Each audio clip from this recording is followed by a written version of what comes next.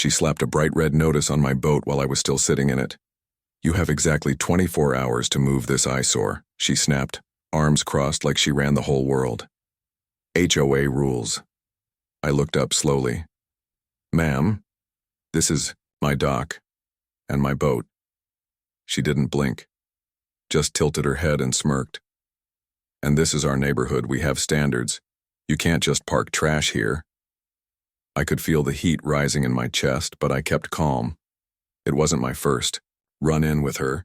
Karen had been poking around for weeks, peeking through fences, warning my mailman, even telling my 10-year-old daughter she wasn't allowed to ride her bike near the water. This was just the next step in whatever power game she thought she was winning. "I already talked to the HOA," I said. "They know this dock's been here for 25 years. It's on the property line." She raised an eyebrow.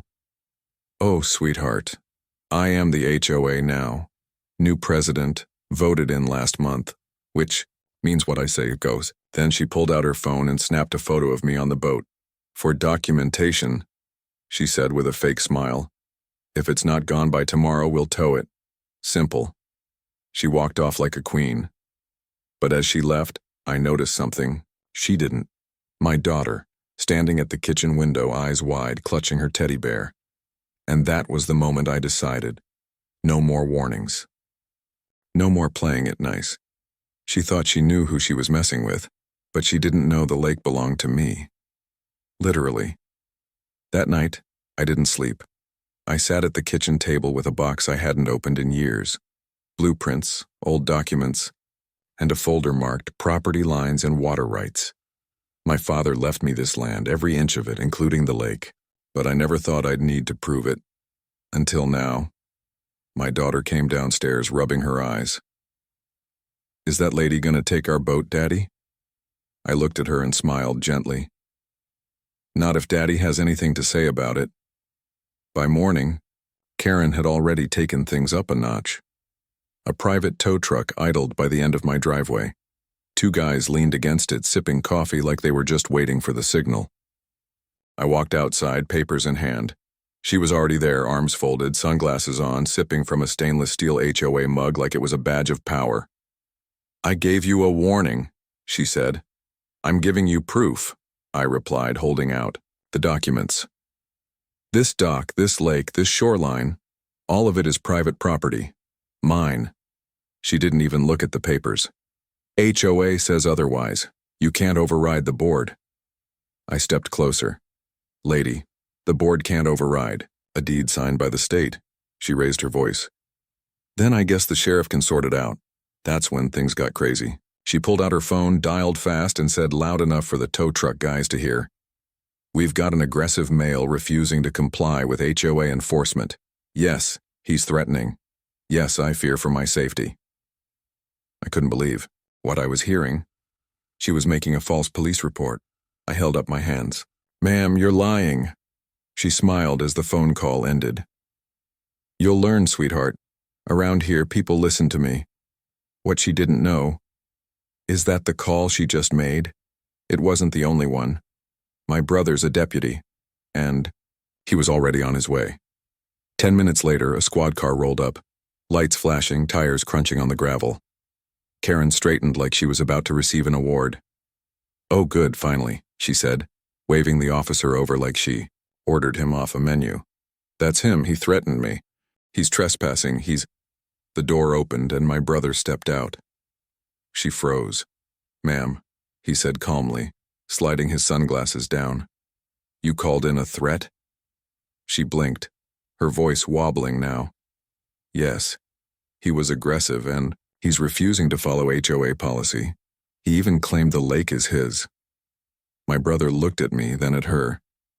"Do you have any documents to prove your authority?" Karen pulled out a crumpled paper from her purse. "It's a violation notice. I'm the HOA president." He scanned it briefly, then glanced at the perfectly still boat docked behind me. "And you're saying he's parked on HOA property?" "Yes, and he's refusing to move." I stepped forward and handed my brother the deed. "Lakefront and water rights, bought and filed in 1998. It's all here." He flipped through the pages, his jaw tightening. "Karen," he said slowly. This entire lake, including the dock, the shoreline, and 20 feet past the waterline, is his. You're the one trespassing. Her face drained of color. But that can't be right.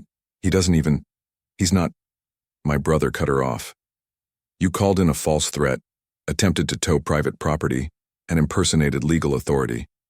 That's 3 charges. Her lips parted, but nothing came out. The tow truck guys quietly got in their truck and drove off without a word.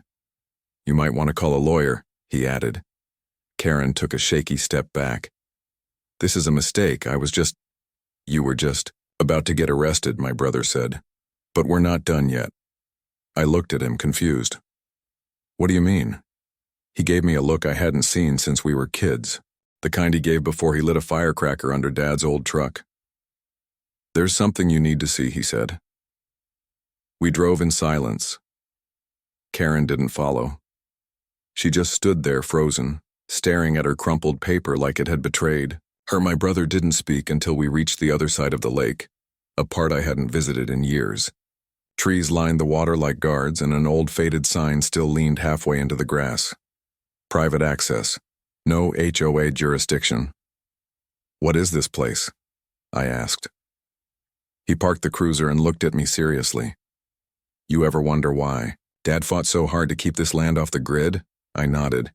He always said the lake had more value than people knew. My brother popped the trunk and pulled out a dusty metal case. Inside, original blueprints, maps of underground, water systems, mineral reports, documents that dated back to the 70s. This isn't just a lake, he said. There's an aquifer underneath it, clean, deep water, unregistered, and Dad secured it before the HOA ever existed. I stared at the papers, the puzzle pieces clicking into place. That's why the HOA was getting aggressive. That's why Karen was suddenly desperate to control the shoreline. This wasn't about my boat, this was about owning the lake and everything under it. She knew, I muttered. She's not just some nosy neighbor. Someone told her, he nodded. That's what I'm thinking too. Just then his phone buzzed. He looked at it, then handed it to me. A photo. Karen, talking to a man in a dark suit, leaning into a black SUV parked outside the HOA office. That guy's not from the neighborhood, he said. We ran the plates, real estate acquisition firm, out of state, big money, quiet deals. I felt the air thicken. She's trying to sell the lake, he nodded. Or take it, bit by bit. Force you out, say you're non-compliant, bury you in violations. By the time you fight back, it's too late. I looked across the water. My daughter's swing set was barely visible between the trees. They picked the wrong family. We spent the next few days building a case, not for court yet, but for truth. I scanned the mineral rights documents, photographed every inch of the lake, and filed a quiet inquiry with the county recorder's office. Meanwhile, my brother did something even smarter. He started pulling HOA records. Not the public ones, the internal emails. One of his buddies at the city council owed him a favor.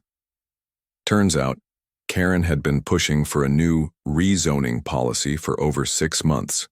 Hidden in that language, a clause that would absorb private shoreline properties into community-managed waterfronts.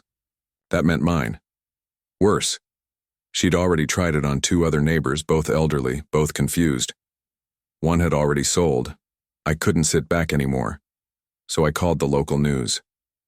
They didn't seem interested until I sent the aerial drone footage. The news anchor called back in 15 minutes. Wait, she said. You're saying your family owns the lake and this HOA is trying to take it? Not trying, I said. Already started. 2 days later, the segment aired. Karen's face filled the screen. The voiceover said, local HOA president accused of fraudulent claims, property overreach, and falsifying violations. That night she knocked on my door. No clipboard, no mug, just fake sympathy. This is all just a misunderstanding, she said. I'm sure we can come to some private resolution. I looked her in the eye. It's too late for that. From the shadows behind me, the camera crew stepped forward, red light blinking, mic recording. She didn't say another word.